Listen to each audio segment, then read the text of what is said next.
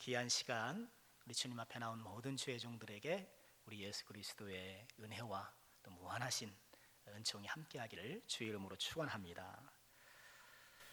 그림 하나를 보면서 설교를 시작하고 싶은데요. 이 그림은 1458년경 이탈리아의 화가 만테냐라는 사람의 정원의 고뇌라는 작품입니다. 겟세마네 동산에서 간절히 기도하시는 예수님을 묘사하고 있죠. 동산 중앙에 예수님께서 기도하고 계십니다. 그리고 그 아래로는 잠에 깊이 빠진 제자들이 있고요. 또 저 멀리 보면 유다가 한 무리의 군병들을 이끌고 오고 있습니다. 긴장감이 높아지죠. 좌측 상단에 보면 하늘의 천사들이 나타났는데요. 자세히 보면 십자가와 또 책형 기둥, 책형이라는 것은 사람을 기둥에 묶어놓고 창으로 찔러 죽이는 그런 처형 방법인데, 예수님이 그런 형벌을 받을 것이라는 것을 보여주는 것이죠. 또 포도주에 적신 헝겊이 달린 창을 들고 있습니다. 이제 예수님이 당하실 고난을 예고하고 있는 것이죠. 나무 위에는 죽음을 암시하듯 까마귀가 음흉한 눈빛으로 예수님을 내려다보고 있고요. 또 길에는 토끼가 있습니다. 서양에서는 부활절 토끼가 유명하거든요. 성탄절에 산타크로스가 좀 상징이 되는 것처럼 부활절 토끼 또 부활절 달걀, 이런 것들이 부활절의 상징이거든요. 영어로 부활절을 뜻하는 이스터는 그 게르만 민족의 여신 에오스트레, 이 다산의 여신이라고 해요. 에오스트레에서 유래했는데요. 이 에오스트레의 상징 동물이 토끼였습니다. 토끼는 왕성한 번식력 때문에 생명을 상징하는 그런 동물이 되었고요. 이것이 기독교에 흡수되어서 구원이나 부활을 상징하는 동물이 된 것이죠.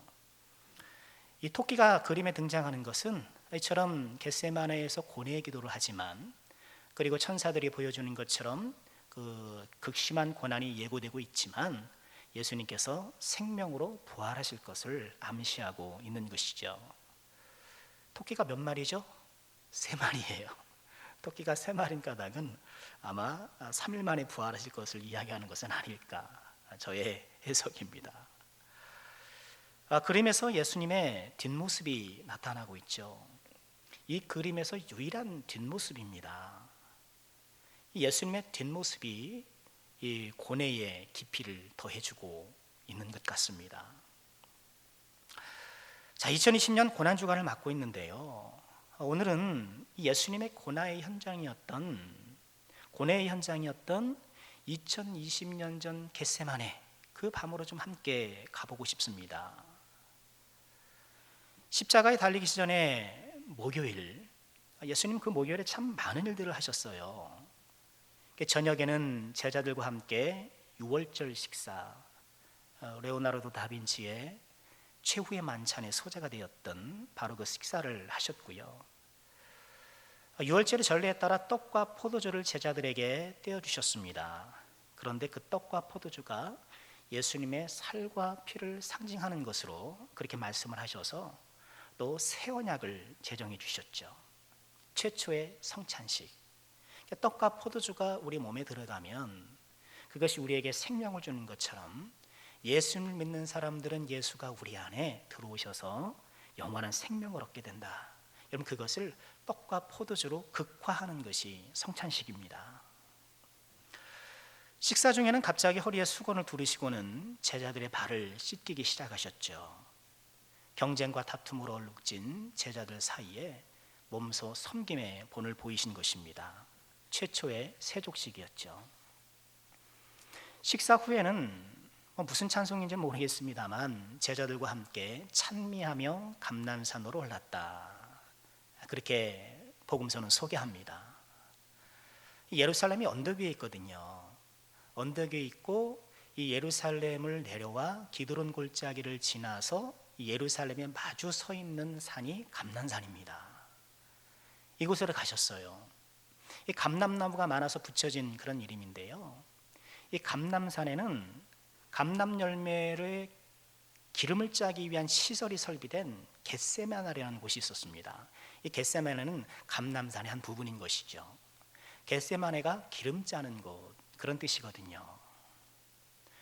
이 겟세마네는 예수님이 제자들과 함께 종종 모였던 그런 장소입니다. 예수님이 겟세마네로 가신 이유는 습관에 따라 기도하시기 위해서였죠. 예수님과 제자들이 또 자주 오던 곳이었기 때문에 유다도 이 장소를 알고 군병들을 몰고 온 것이죠. 늘 기도하셨던 예수님이지만 오늘 겟세마네 기도는 보다 특별합니다.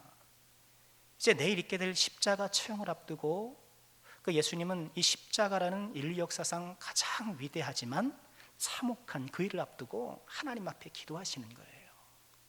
하나님으로부터 위로를 얻고 하나님으로부터 능력을 얻고 이 중차대한 일을 앞두고 하나님 앞에 기도하시는 예수님. 여러분, 우리는 항상 기도해야 되지만 또 특별히 기도해야 될 때가 있습니다. 그리고 예수님에게서 보는 것처럼 항상 기도하는 사람이 특별한 순간에도 기도할 수 있어요. 우리가 이것을 꼭 기억해야 돼요. 여러분, 우리는 인생의 어려운 순간에 기도해야 된다는 거 다 동의하잖아요. 그런데 그런 특별히 기도하기 위해서는 내가 평소에 기도해야 돼요. 평소에 운동을 잘 해야 내가 면역력도 생기고 강건하여서 질병이 찾아올 때 이겨내는 것처럼요. 내가 평소에 기도에 단을 쌓을 때에 어렵고 힘든 이 특별한 인생의 순간도 이겨나갈 힘이 생기는 것이죠. 자, 겟세마네에 다다르자 예수님은 제자들이 당신이 기도하는 동안 좀 머물러 있으라 하고 제자들을 남겨놓으시고 갑니다. 그런데 베드로와 요한, 야고보를 따로 데려오시고 이렇게 가시죠.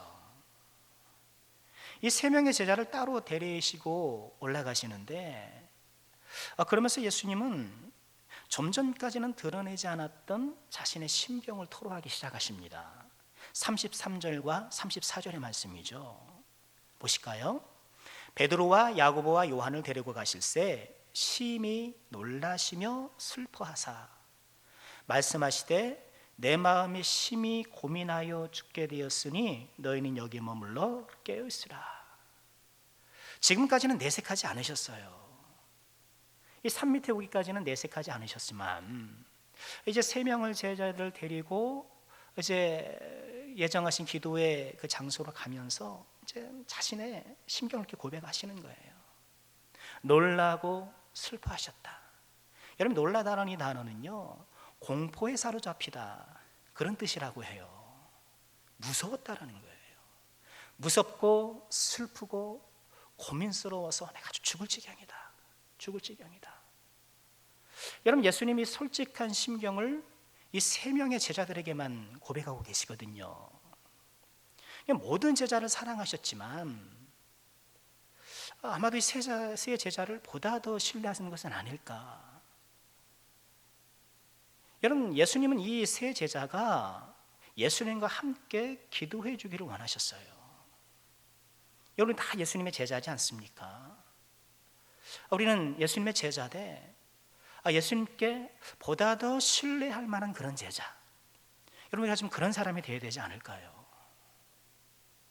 여러분, 무섭고 슬프고 심히 고민되어 죽을 지경이다. 여러분, 이렇게 말씀하시는 예수님, 이런 예수님은 지금까지 우리가 알아왔던 그런 예수님과는 좀 다르지 않습니까? 여러분, 예수님이 이런 모습은 거의 처음 봐요. 아니, 처음이죠.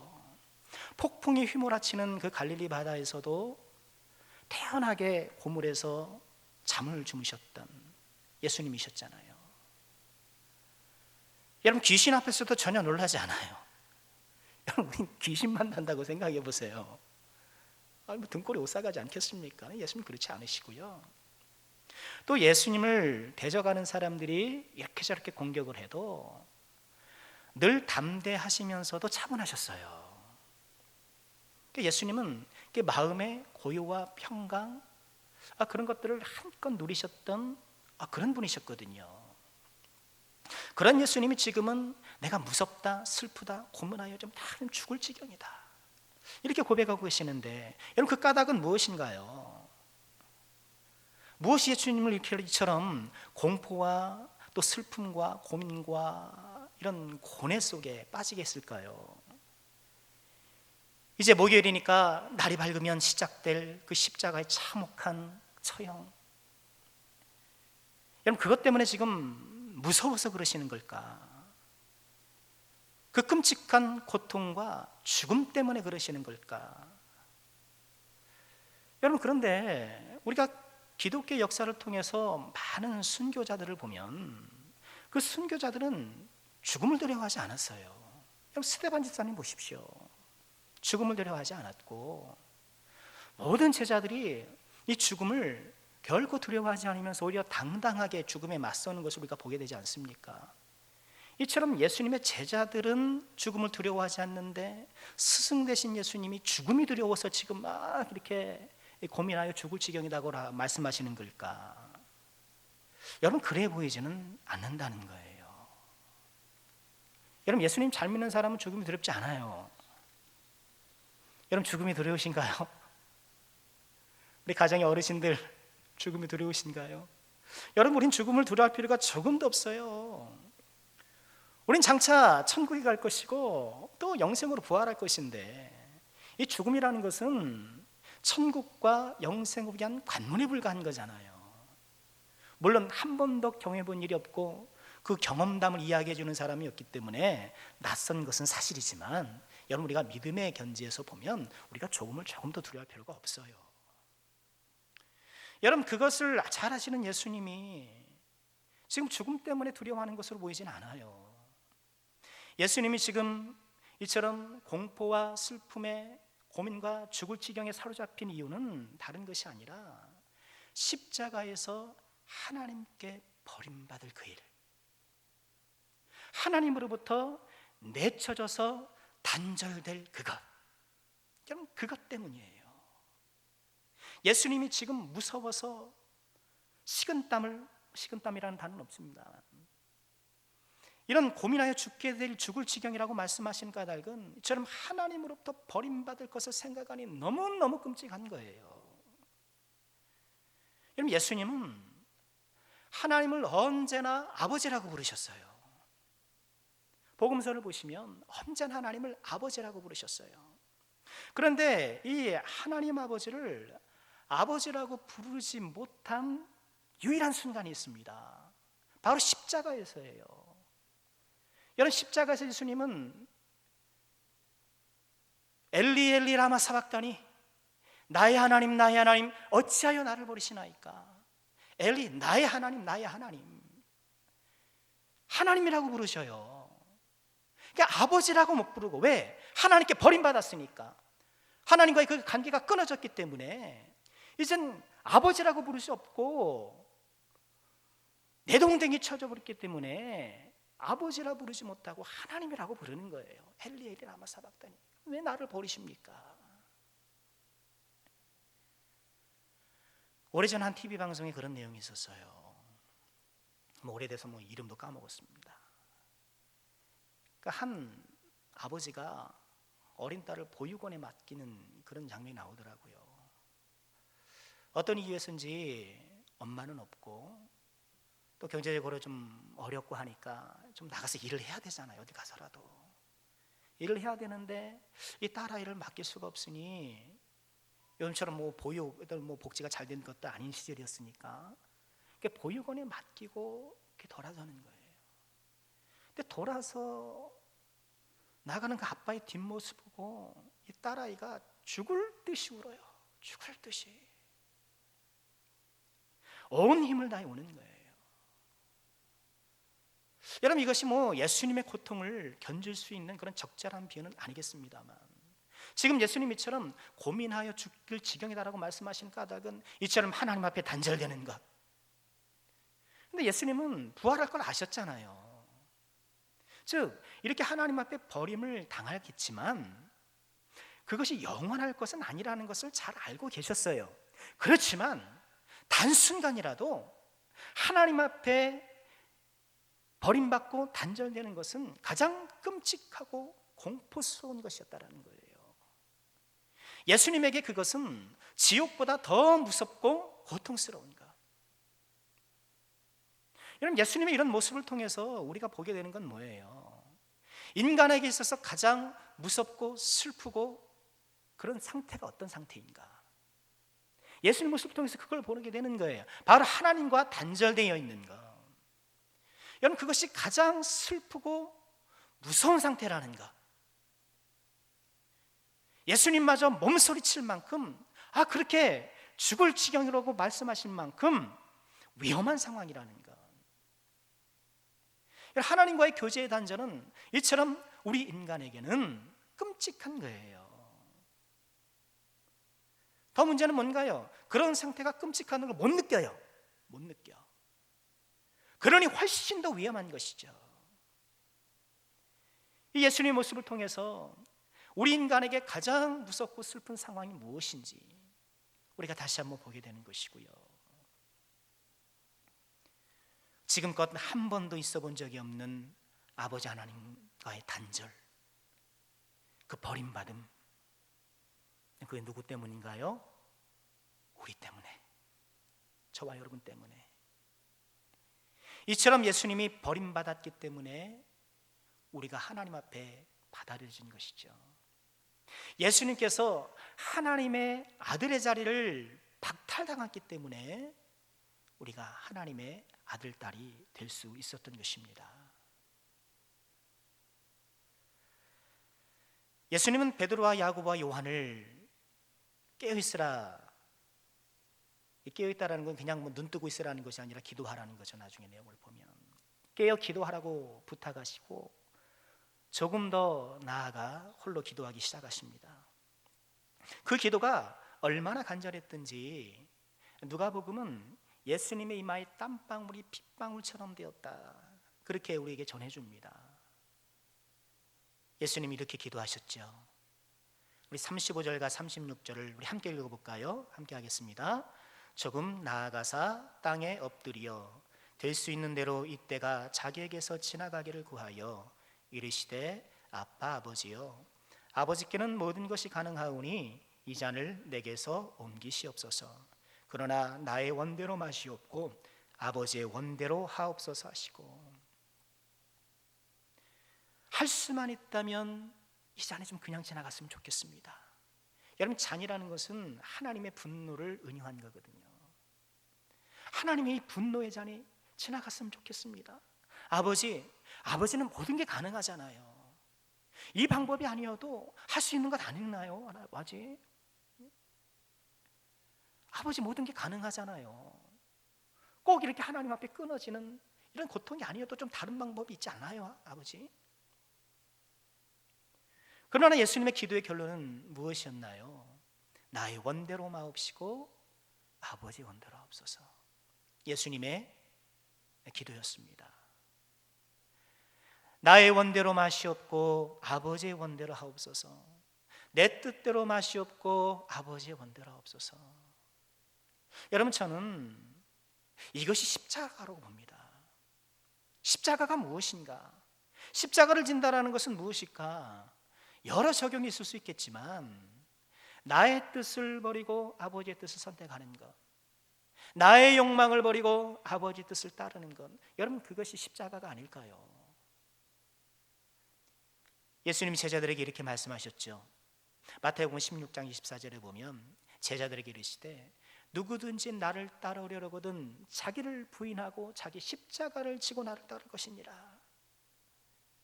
우리 예수님은 자기 부인의 이 명령을 지금 몸소 행하고 계시는 거예요. 당신이 말씀하셨던 것을 지금 행하고 있는 거예요.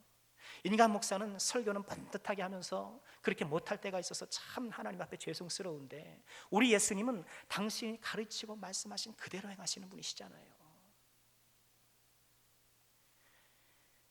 여러분, 십자가를 지고 예수님을 따라야 한다는 말씀을 누가 모르겠습니까? 우리 중에 그것을 모르는 사람이 어디 있겠습니까? 그러면서 잘 안 되는 건 뭔가요? 여전히 제자리에 머물고 있는, 여전히 안 되는 자기 부인, 자기 부인. 나를 죽이는가? 십자가를 져야 한다면서도 여전히 살아있는 그 알량한 자존심. 십자가를 져야 한다면서도 작은 것 하나라도 손해보기 싫어하는 이기적인 욕심. 기도조차도 내 욕망을 실현하는 도구로 전락시키는 지독한 자기중심주의. 하나님 말씀을 받아들이긴 하되 나의 기분에 따라서 받아들이는 이런 영적인 편식. 십수년을 예수 믿어도, 아니 평생을 예수 믿어도 점처럼 변하지 않는 언행 심사. 여러분, 십자가를 지기에는 우리의 마음과 두 손, 우리 어깨에는 이런 것들이 가득한 것이 아닌가. 저부터도 이런 것들이 여전히 가득하기에 십자가를 전다는 것은, 십자가를 져야 한다는 것은 종교적 수사요, 단순히 고난주간이나 부활주일에 말씀하는 그저 설교의 단골 메뉴에 불과한 것은 아닐까. 지금 겟세마네 동산에서 나의 뜻대로 마옵시고 아버지의 뜻대로 하옵소서, 이처럼 벌써부터 십자가를 지고 계신 주님을 우리가 다시 한번 바라보고 여전히 내려놓지 못하고 있는, 여전히 부인하지 못하고 있는 나의 옛사람, 우리가 다시 한번 내려놓기를. 그래서 주님께서 말씀하시는 우리 예수님이 지신 그 십자가 나도 지고 다시 한번 힘써 예수님을 따르기로 결단하는 우리가 될 수 있기를 바랍니다. 2020년 고난주간 다시 한번 이 십자가의 삶을 살기로 다짐하고, 나의 원대로 마시옵고 아버지의 원대로 하옵소서, 이런 자기 부인의 거룩한 십자가의 삶이 우리 모두에게 있게 되기를 주의 이름으로 축원합니다. 이렇게 간절히 기도하시던 중에 예수님은 세 제자들이 있는 곳으로 오셔요. 그런데 예수님이 간곡하게 부탁했음에도 불구하고 제자들은 자고 있습니다. 예수님은 제자들에게 섭섭함을 감추지 않으세요. 37절을 보니까 내가 한 시간도 깨어 있을 수 없느냐, 한 시간도 깨어 있을 수 없느냐. 섭섭함을 감추지 않으시지만 또 한편 그들을 이해하시기도 합니다. 마음에는 원이로되 육신이 약하구나.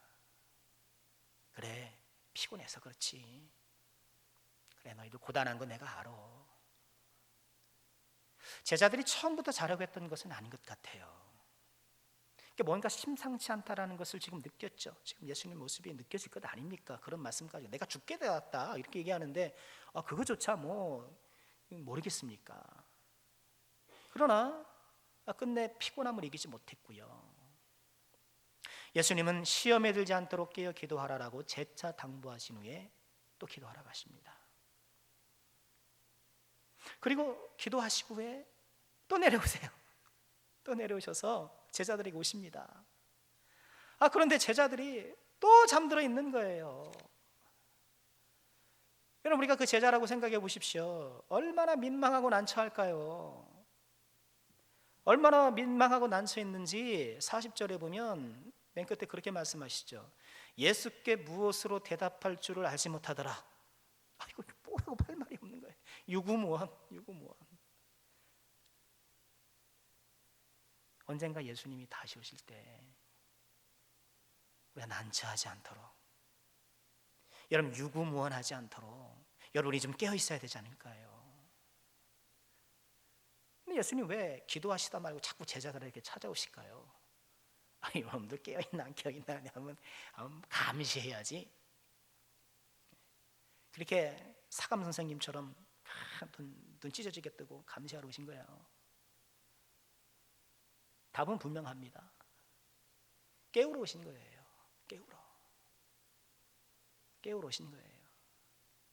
지금 하나님 아버지께 일생일대의 기도를 드리시면서도 제자들 잊지 않으세요. 우리 예수님이에요. 십자가 얼마나 중요합니까? 그 프로젝트가 얼마나 위대합니까? 그러면서도 예수님 잊지 않으세요. 제자들 잊지 않으세요. 틈틈이 그들을 관리하시고 깨어있을 것을 촉구하세요. 여러분, 예수님은 틈틈이 우리를 깨우십니다.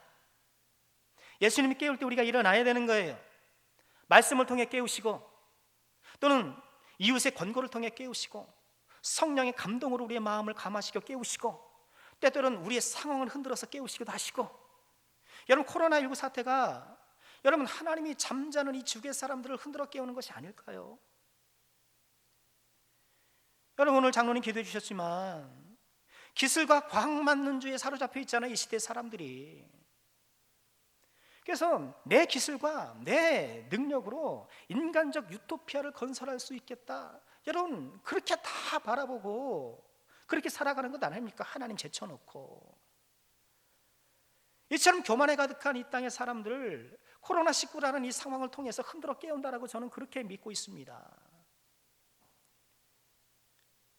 예수님의 부탁에도 잠자고 있는 제자들, 여러분 이 제자들의 모습을 우리는 반면교사 삼아서 깨어있는 성도가 되기를, 이 고난주간을 맞이하여서 다시 한번 항상 깨어 기도하는 그런 제자가 되기로 다짐하는 우리 모두가 되어야 되겠습니다. 마가복음 묵상하면서 이렇게 예수님을 따라가다 보면 예수님과 제자들이 물과 기름 같다라는 그런 생각을 하게 됩니다. 물과 기름은 어떻습니까? 한 컵에 담아 놓아도 초등학교 때 보면 이렇게 스포이든가 뭐 실험용 게 조그만 거 있잖아요. 거기에다가 담아 놓아도, 그 비좁은 관에 담아 놓아도 물과 기름은 섞이지 않아요. 예수님과 제자들이 꼭 그런 것 같더라고요. 2주 전에 예루살렘으로 올라가신 예수님과 함께 좀 살펴보았잖아요. 그때도 예수님께서 비장한 각오로 예루살렘에서 어떤 일이 있어야 되는지를 너무나도 잘 아셨기 때문에 비장한 각오로 올라가심에도 불구하고 제자들은 누가 더 윗자리 차지할 것이냐 다투고 있는 거예요. 한 장소에 같은 시간에 같은 장소에 있지만 예수님과 제자들이 섞이지 않아요. 여러분, 지금도 그렇지 않습니까? 같은 시간 같은 공간에 있지만 예수님의 마음으로 들어가지 못하는 거예요. 예수님께 스며들지 못하고 있는 거예요. 같은 시간 같은 장소에 있지만 예수님과 도무지 섞일 수 없는, 마치 물과 기름처럼 서로 겉돌고 있는 이 제자들. 두 가지 이유가 관찰이 돼요. 첫째는 예수님께서도 말씀하신 것처럼 피곤함 때문이에요. 고단한 거죠. 고단하니까 뭐 생각은 있으나 뭐 하지 못하는 거예요. 근데 예수님은 이런 제자들의 고단함에도 불구하고 깨어 기도하라고 말씀하세요. 38절 다시 한번 보실까요? 시험에 들지 않게 깨어 있어 기도하라. 마음에는 원이라도 육신이 약하도다. 마음은 원이지만 육신이 약해. 그러니 시여가 아니라 시험에 들지 않게 깨어 기도하라는 거예요. 왜요? 고단함 때문에 기도하지 않으면 시험에 들고 마는 더 큰 고단함이 오기 때문에, 고단하다고 깨어있지 않으면 더 고단해지기 때문에. 여러분, 예수님은 우리의 인생의 고단함을 너무 잘 아십니다. 그걸 왜 모르시겠어요? 여러분, 먹고 사느라 하루하루가 고단한 우리들 아닙니까? 안 그래도 힘든데 이 코로나19 때문에 더 힘든 지경 아닙니까? 마귀는요, 우리의 고단함을 빌미 삼아 우리를 시험해요. 고단하다는 이유 우리가 기도하지 못하게 하여서 결국 영혼의 잠을 자게 만듭니다. 여러분, 고단해도 우리가 기도해야 되는 이유예요. 고단하기 때문에 더 기도해야 되는 것이죠. 우리 용기와 힘을 내시길 바랍니다. 고단하다고 우리가 깨어있기를 포기하면 더 큰 고단함이 우리에게 올 수 있다는 것을 기억하고 오늘 예수님의 말씀을 다시 한번 붙들 수 있는 우리가 되길 바랍니다. 제자들이 예수님께 스며들지 못하는 또 하나의 이유를 찾아보면 슬픔 때문이에요. 누가복음 22장 45절인데 이렇게 말씀하세요. 기도 후에 일어나 제자들에게 가서 슬픔으로 인하여 잠든 것을 보시고, 슬픔으로 인하여 잠든 것을 보시고. 그러니까 누가복음은 제자들이 잠든 이유가 너무 슬퍼서 그랬다라는 거예요. 이게 뭔가요? 고단함뿐만 아니라 슬픔이라는 감정이 예수님과 섞이지 못하도록 방해할 수 있다는 거예요. 여러분, 고난주간을 맞이해서 우린 예수님의 고난에 동참해야 되죠. 그러나 그 고난의 동참이라는 것이 단지 슬픈 감정의 변죽만 올리는 것이 되어서는 안 된다는 거예요. 아유, 우리 예수님, 제자들이 배반했을 때 얼마나 속상하셨을까? 그 십자가에 못 박히실 때에 얼마나 아프셨을까? 우리 예수님 얼마나 아프셨을까? 아이고, 우리 예수님 불쌍해라. 우리 예수님 불쌍해라. 순간 감정이 울리는 것 필요하죠. 귀한 것이죠. 그러나 이런 슬픈 감정의 변죽만 울리는 것 같고 내가 은혜 받은 것으로 생각을 하고 오늘 이 겟세마네 동산을 통해 보여주시는 예수님의 그 십자가에 지는 삶, 깨어 기도하는 삶을 외면하고 그저 감정의 한번 울림으로 우리가 만족한다면 그 슬픔의 감정 때문에 예수님과 섞이지 못하더라는 거예요. 고난주간에 눈물조차 안 흘리는 것 참도 그것도 문제겠습니다만 한번 눈물 좀 흘린 것, 여러분 그것으로 만족한다면 예수님께서 우리에게 원하시는 자기 부인의 십자가는 외면하고 깨어 기도하는 그런 실질적인 변화는 우리가 등한히 한 채 잠깐의 감정에 우리가 붙들려 있다라면 그로 인해 우리가 예수님과 섞이지 못하고 오히려 그것이 자기 기만적인 신앙에 대해서 더 위험할 수 있다는 거예요. 여러분, 고난주간을 통해서 우리가 예수님과 온전히 섞이는 귀한 은혜가 있기를 주의 이름으로 축원합니다. 주가 내 안에 내가 주 안에, 이런 온전한 합의를 위해서 예수님의 마음이 나의 마음이 되고 예수님이 좋아하시는 것이 내가 좋아하는 것이 되고 예수님이 싫어하는 것이 내가 싫어하는 것이 되고 이처럼 예수님과 더욱더 가까워지고 하나가 되는 귀한 은혜를 누리시기를 주의 이름으로 축원합니다. 말씀 마치겠습니다. 동일한 내용으로 3번을 기도하신 예수님, 이제 예수님은 겟세마네에서 내려오십니다. 그리고 제자들에게 이렇게 말씀하시죠. 42절입니다. 일어나라, 함께 가자. 보라, 나를 파는 자가 가까이 왔느니라. 일어나라, 함께 가자. 나를 파는 자를 맞으러 가자. 지금 예수님께서 이 겟세마네 기도를 통해서 능력을 회복하신 것이죠. 겟세마네에 올라가기 전에 예수님, 올라가실 때 예수님과 내려오실 때 예수님 이렇게 다르지 않습니까? 내가 지금 슬퍼서 내가 고통스러워서 내가 죽을 지경이다라고 올라가신 예수님께서 지금 어떻게 변화돼서 내려오십니까? 야, 우리 함께 가자. 나를 파는 자 맞으러 가자. 여러분, 겟세마네 동산은 이런 능력인 거예요. 겟세마네의 밤은 이처럼 슬픔과 고통 가운데 번뇌하는 모든 사람들에게 하늘의 용기와 위로를 주는 소중한 장소라는 것입니다. 우리에게 이런 겟세마네의 밤이 있기를 주의 이름으로 축원합니다.